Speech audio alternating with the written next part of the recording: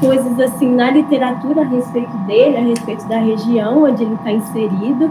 Não se tem muitos trabalhos aí acadêmicos, mas tem como é um depósito que já vem sendo muito pesquisado, tem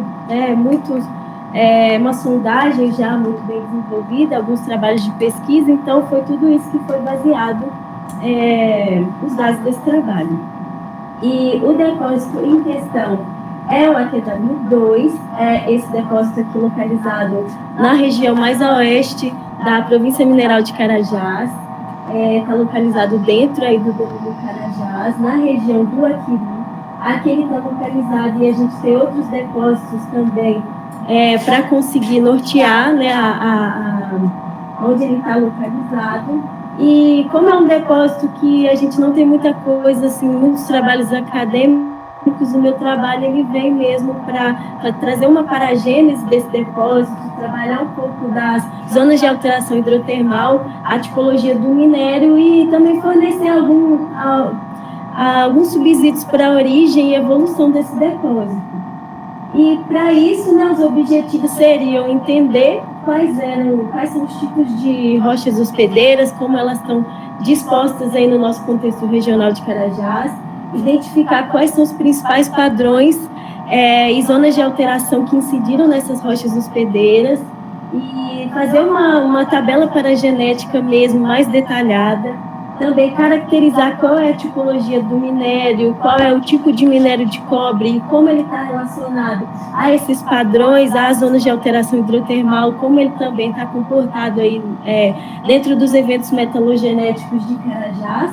E, por fim, eu escolhi alguns minerais indicadores para poder, a partir das suas composições, traçar um pouquinho de parâmetros físico-químicos, como salinidade, profundidade do depósito, e fugacidade de oxigênio, temperatura, coisas do tipo.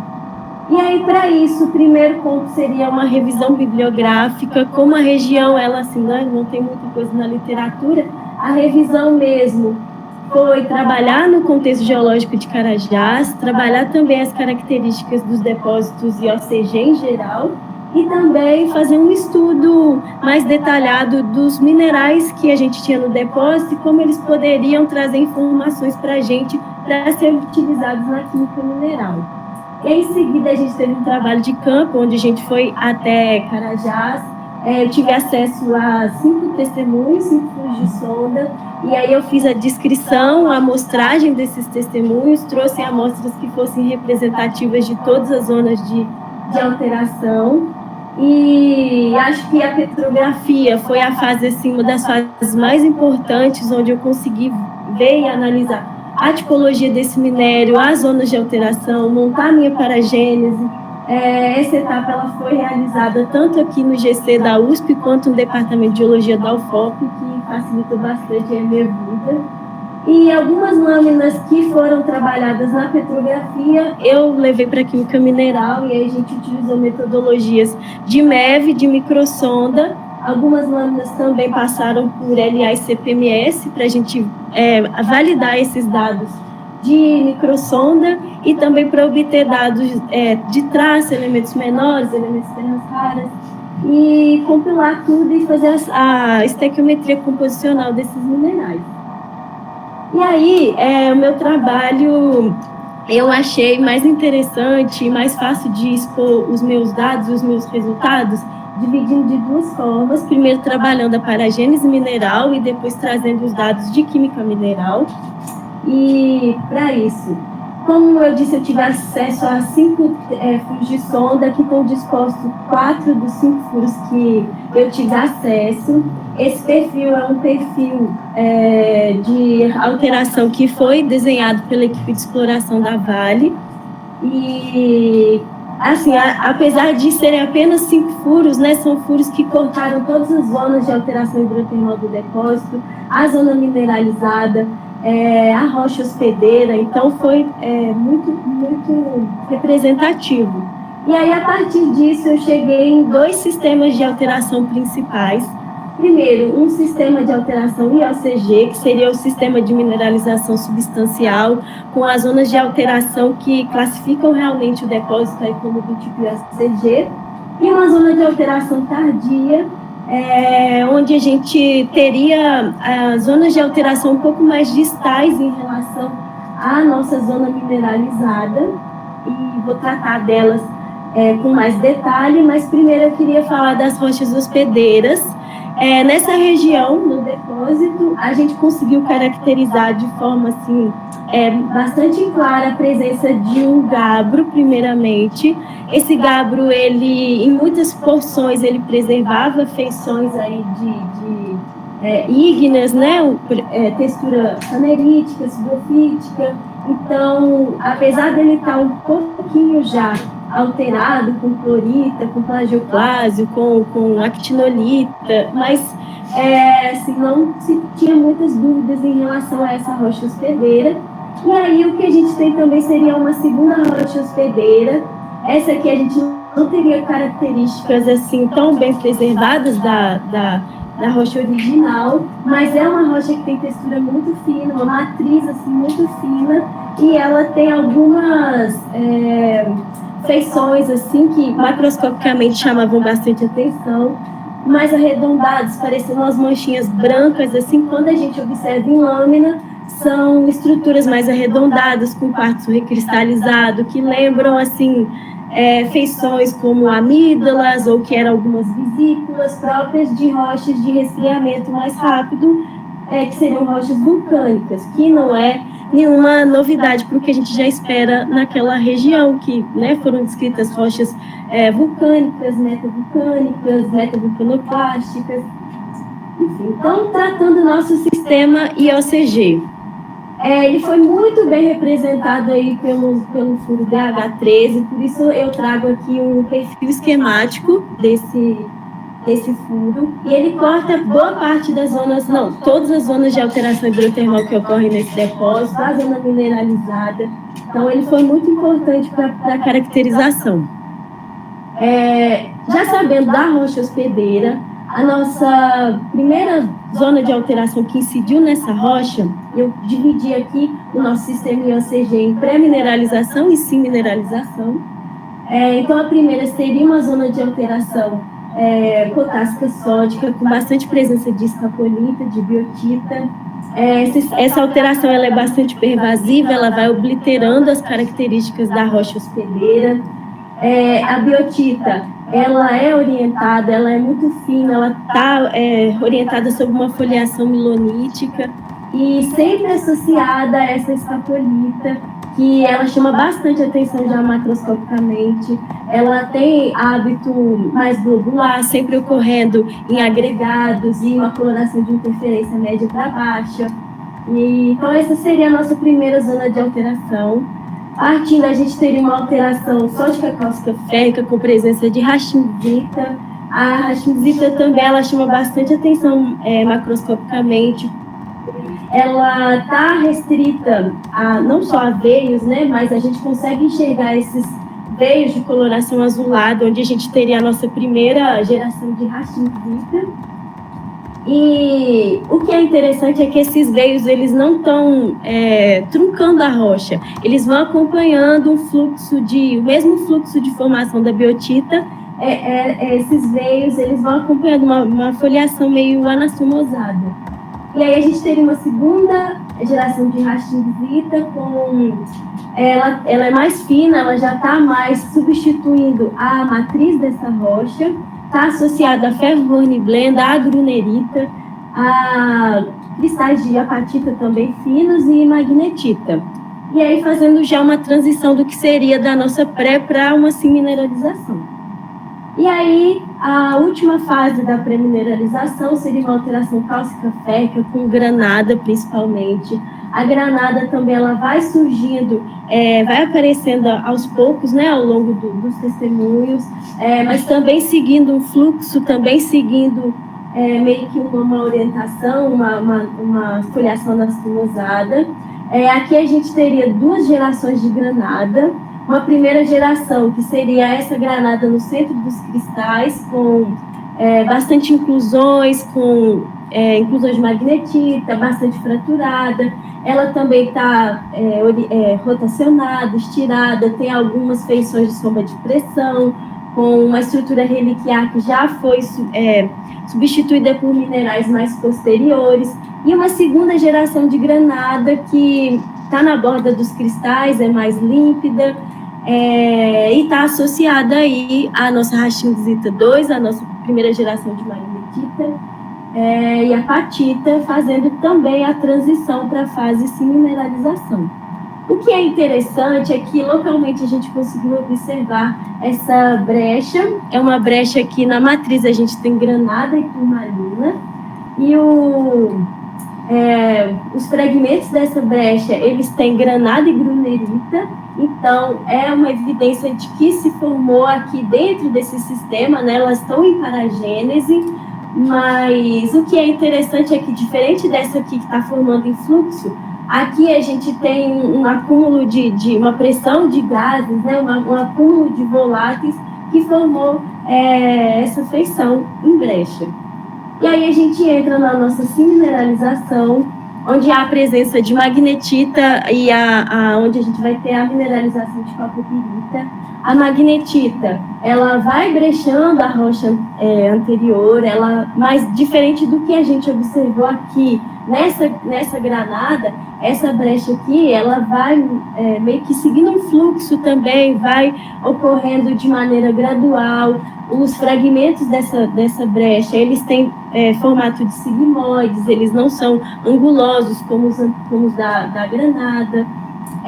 Aqui a gente tem também dividido 3 gerações de magnetita, uma magnetita que está se formando já na fase pré-mineralização, muito fina, associada à granada, associada à rachinzita, e uma segunda geração de granada que já começa a formar a matriz dessa brecha. Aqui eu quis trazer esse fragmento, deixa eu mostrar aqui também, né? Esse fragmento aqui seria um fragmento dessa brecha com magnetita, a primeira geração de magnetita, e aqui a gente teria a nossa segunda geração de magnetita já formando a matriz dessa brecha. E aí a terceira geração de magnetita, ela vai entrar de maneira mais substancial, ela tem feições de recristalização, ela está associada à apatita, assim, bem grossa, a cristais de grunerita também, e ela que vai envelopar toda a mineralização de cobre. É isso.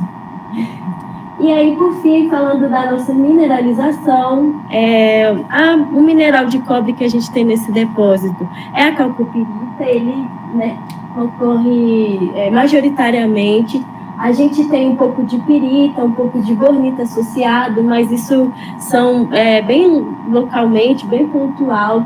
Aqui a gente também tem imagens de neve que a gente consegue observar cobaltita e uraninita também associadas, mas de maneira geral a nossa mineralização é formada pela calcopirita, que meio que vai aproveitando dos espaços dessa brecha aqui de magnetita e se formando.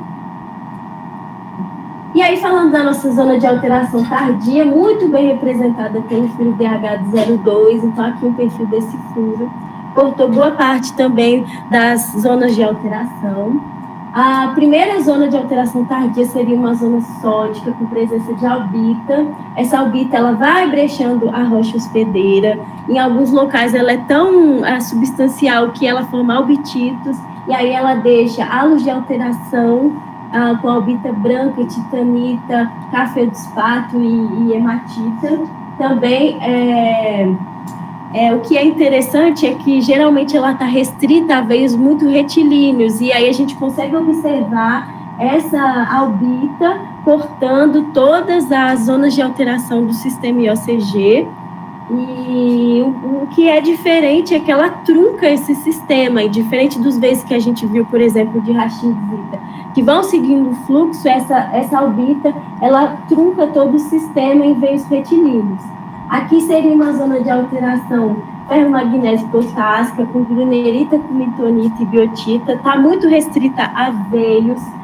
Esses veios têm uma biotita mais grossa, uma terceira geração de apatita, associada à turmalina, e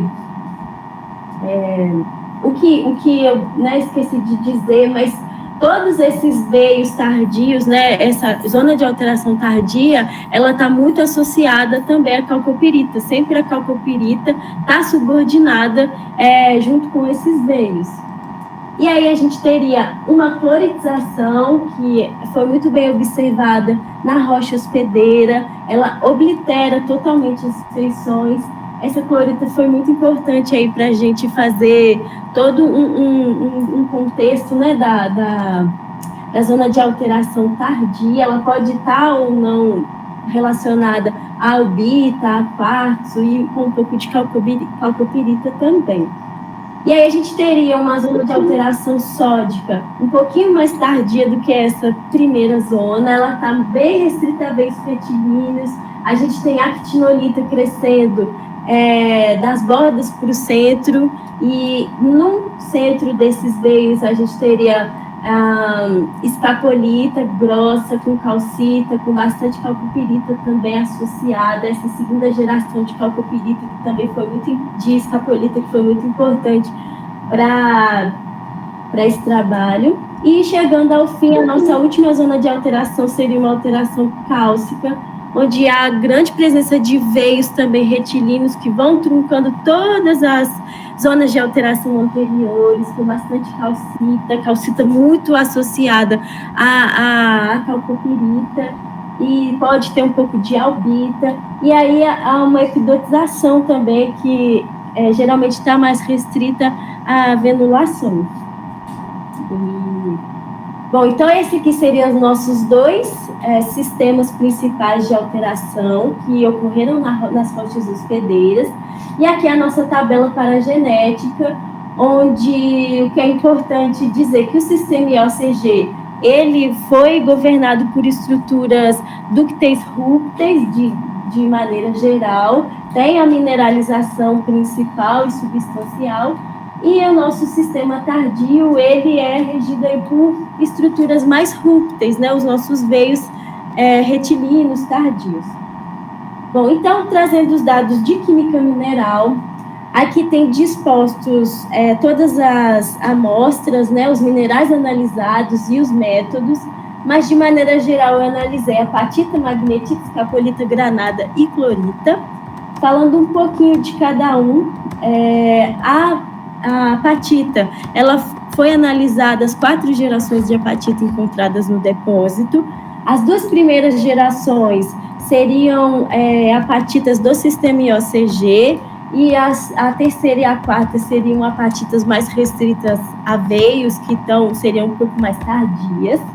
E o que a gente conseguiu concluir com as análises por microsonda foi que as 3 primeiras gerações de apatitas, elas são mais ricas em flúor, o que é diferente da nossa apatita 4, que seria a mais tardia, que é mais rica em cloro. E aí, trazendo essas composições para esses gráficos que têm os ambientes esperados e qual é o tipo de apatita que a gente espera para cada ambiente, a gente vê que as composições elas vão cair principalmente nesses 3 gráficos por último, que seriam de rochas plutônicas máficas, rochas vulcânicas e depósitos IOA. Os depósitos IOA, eles são aí primos dos depósitos IOCG, que tem uma carga hidrotermal associada, e está associada a rochas plutônicas máficas e vulcânicas. Não seria uma surpresa, porque as nossas hospedeiras são esse tipo de rocha. E aí, trazendo mais particularmente para o nosso ambiente, tratando essas apatitas por LA e CPMS, eu tenho aqui a apatita 2 e a apatita 4, que seriam representantes do sistema IOCG e do sistema tardio, e apesar delas terem composições um pouco diferentes, uma mais rica em flúor e uma mais rica em cloro, todas elas caem aqui no campo do IOCG. Então, que corrobora mesmo o que a gente já está esperando para o depósito, as zonas de alteração que a gente viu, a paragênese que a gente tem. E aí, de maneira assim, mais particular, trazendo todas as composições de apatita, a gente vê que as 3 primeiras gerações, elas estão compiladas aqui, nesse primeiro, aqui embaixo, nesse campo, e uma 4ª geração que está aqui, onde há um crescente de cloro. E aí, o que a gente pode concluir com isso? Que houve provavelmente uma mudança no controle estrutural desse depósito e, por isso, uma mudança no controle químico muito bem marcada, né, aqui, e que em temperaturas mais altas, né, que seriam as apatitas associadas à magnetita, a gente tem apatitas formadas em profundidades maiores, mais ricas em flúor. E em temperaturas mais baixas, nós temos apatitas mais ricas em cloro e em profundidades formadas em profundidades mais rasas e com menos contribuição magmática. E aí, para mostrar mais uma vez que a gente teria dois padrões de apatitas, a gente trouxe aqui também a apatita IOCG e a apatita tardia. A apatita IOCG, ela tem um padrão aqui muito bem definido de elementos terras raras e de elementos traços. E o que chama a atenção é que ela tem essa anomalia no európio, uma anomalia positiva. Já as apatitas tardias, elas são mais heterogêneas, assim, mas a maioria dessas análises tem um padrão, tem uma anomalia negativa no európio. E aqui a gente tem algumas amostras que têm um padrão muito parecido com a nossa apatita IOCG, e o que pode ser explicado que as nossas apatitas tardias, elas têm feições de recristalização, o centro às vezes está mais alterado que a borda, então pode ser que ela se formou a partir das gerações anteriores também de apatitas. A magnetita, aqui eu trouxe para a gente comparar os dados que foram analisados na microsonda e os dados que foram analisados por LA e CPMS. A gente vê que os dados da microsonda, eles são muito mais dispersos, a gente tem tanto a magnetita da segunda geração quanto a magnetita da terceira geração caindo aqui nos campos de rocha félsica e nos campos hidrotermal, e aí o que faz a gente ter uma resposta assim, mais do que é esperado, uma resposta melhor para os dados de LA e CPMS, que vão, a maioria, cair nesse campo aqui de rocha hidrotermal. E aí, o que a gente pode tirar? Que esses conteúdos de altos, né, de titânio, de vanádio também, eles estão associados a uma fonte magmática hidrotermal em profundidade. Aqui, comparando as nossas magnetitas com as magnetitas de outros depósitos, aqui a gente tem gráficos que foram de análise de microsonda, e aqui dados de LA e CPMS. A gente tem apatitas no AQW2 que são bem parecidas com algumas apatitas do Jatobá, isso para ambas as análises, e aqui, para ambas as análises, a gente vê também as nossas magnetitas caindo aqui nesse campo de magnetita hidrotermal.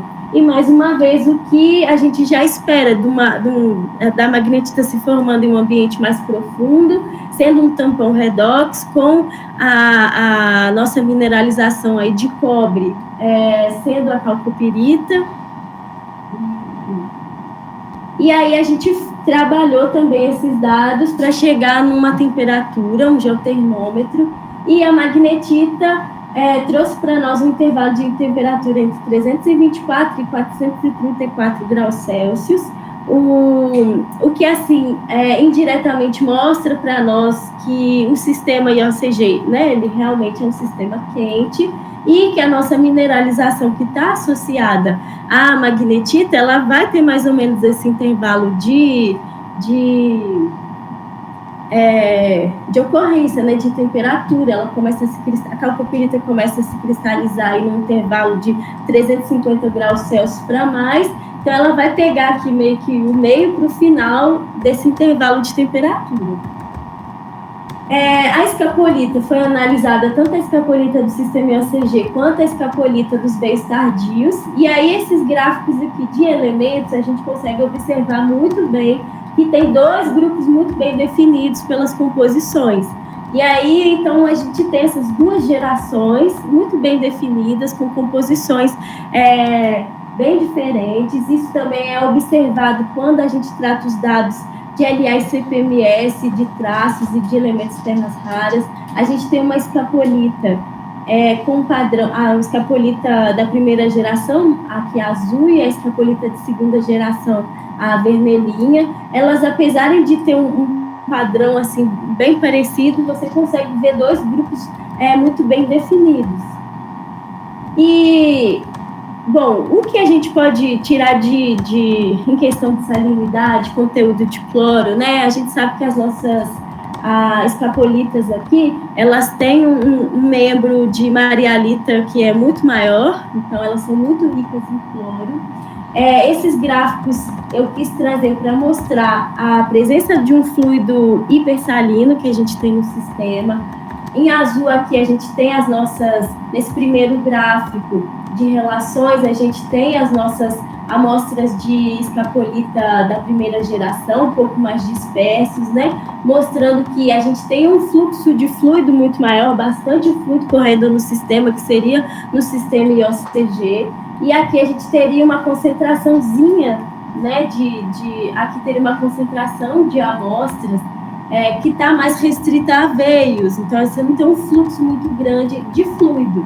E esses dois gráficos de relações de cloro e bromo, a gente consegue observar que a nossa escapolita tardia, ela tem um enriquecimento em cloro em relação à primeira geração de escapolita, mostrando que nessa segunda geração você tem um fluido hidrotermal muito mais hipersalino, e que a escapolita ela está refletindo a partição desse elemento entre a fase mineral e o fluido. E aí, à medida que você tem mais escapolita cristalizando, você também tem mais cloro, mais tempo, né, para o cloro ser incorporado à estrutura. E aí, trazendo essa questão do cloro aqui, da segunda geração ter mais cloro, é o que a gente observou nas apatitas também. As apatitas tardias, elas têm uma concentração de cloro que é maior no sistema. A granada, a gente tinha duas gerações aí de granada, então nós analisamos essas duas gerações, fizemos perfis na microsonda e elas têm assim composições de elementos maiores, não tão diferentes, né, para as duas gerações. O que a gente conseguiu traçar seria que ela é uma granada rica em ferro, rica na molécula amandina, e o que faz todo sentido mesmo para a nossa sequência de alteração hidrotermal, que vai enriquecendo em ferro. E aí, por fim, a gente tem a clorita.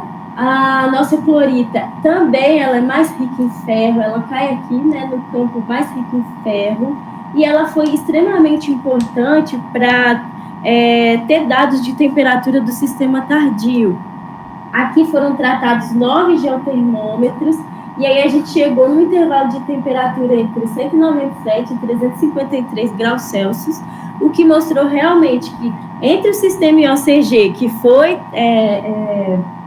que a gente tem a temperatura da magnetita e a temperatura da clorita, houve uma redução de temperatura aí no sistema.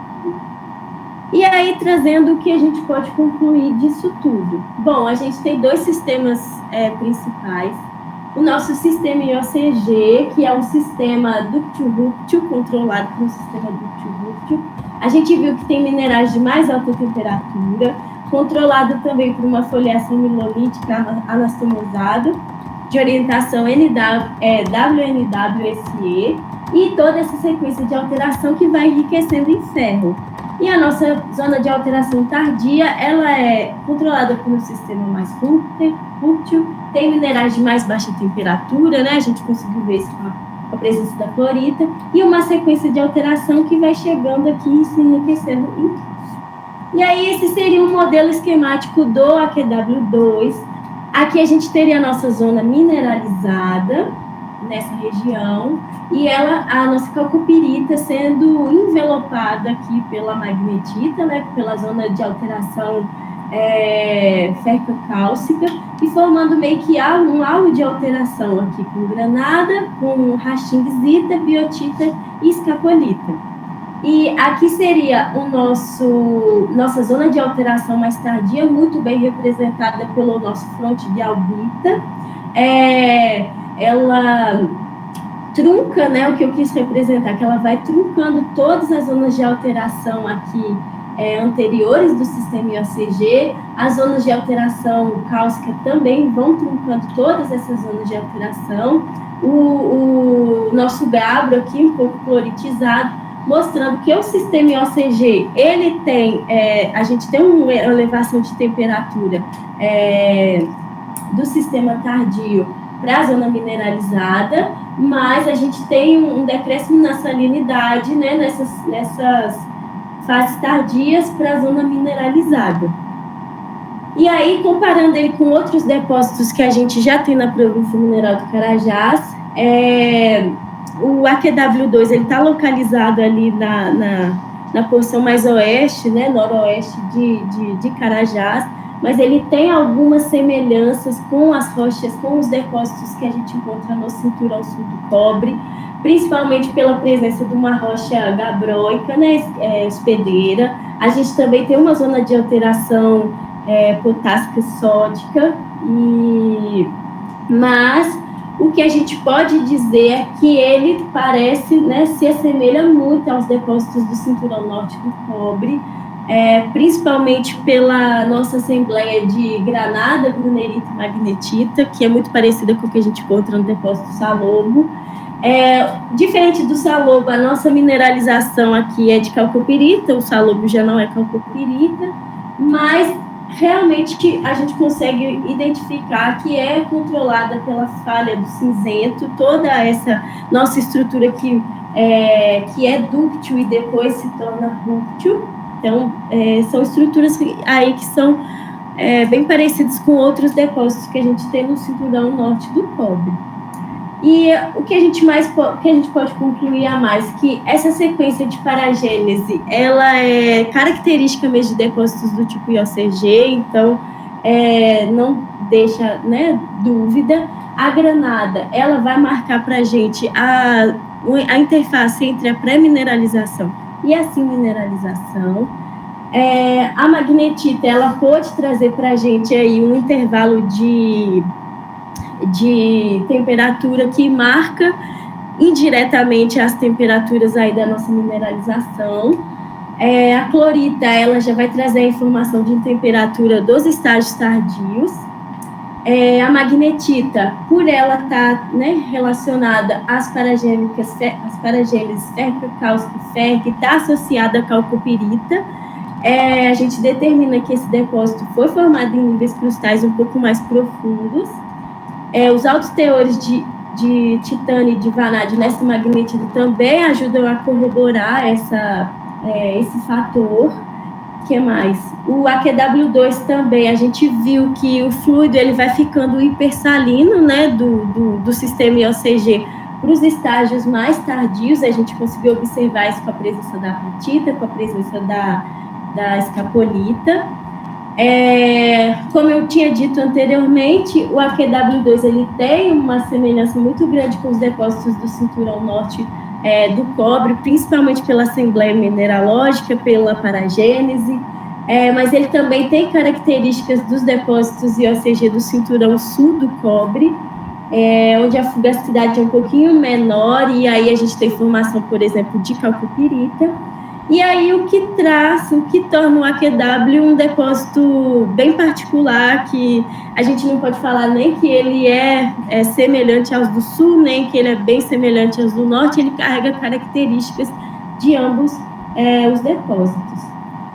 Aqui estão as minhas referências, e antes de terminar eu queria fazer alguns agradecimentos. Primeiro, a CAPES e a DIMB, a Vale, pelo projeto colaborativo aí com as universidades que fomentaram esse projeto e que, né, financiaram esse projeto, e fico muito feliz de poder agregar e trazer dados. E também queria agradecer a algumas pessoas que eu trago assim uma trajetória que, se não fosse muitas pessoas, eu não poderia estar aqui hoje. Desculpa. Principalmente meu pai.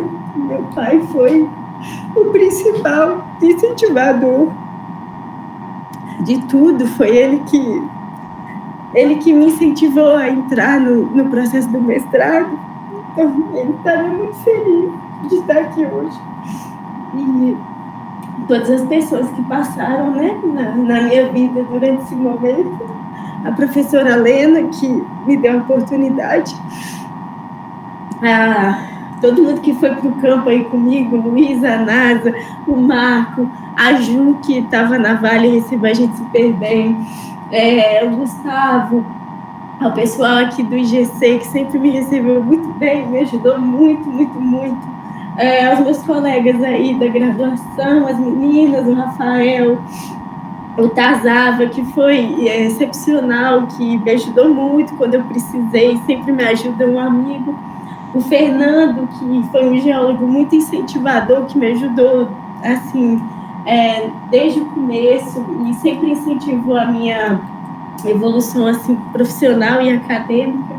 Ao pessoal aí que trabalha comigo, que eu sei que estava me apoiando, que está assistindo, e a minha família, né, a minha avó, a minha tia-avó, tia Orguinha, que está aqui, e a toda a minha família, a minha mãe que está aí, que foi, né, ela sabe como, né, todo o processo, e ao meu irmão pela parceria em tudo. Então, queria agradecer a todos e pedir desculpa pela emoção. Obrigada.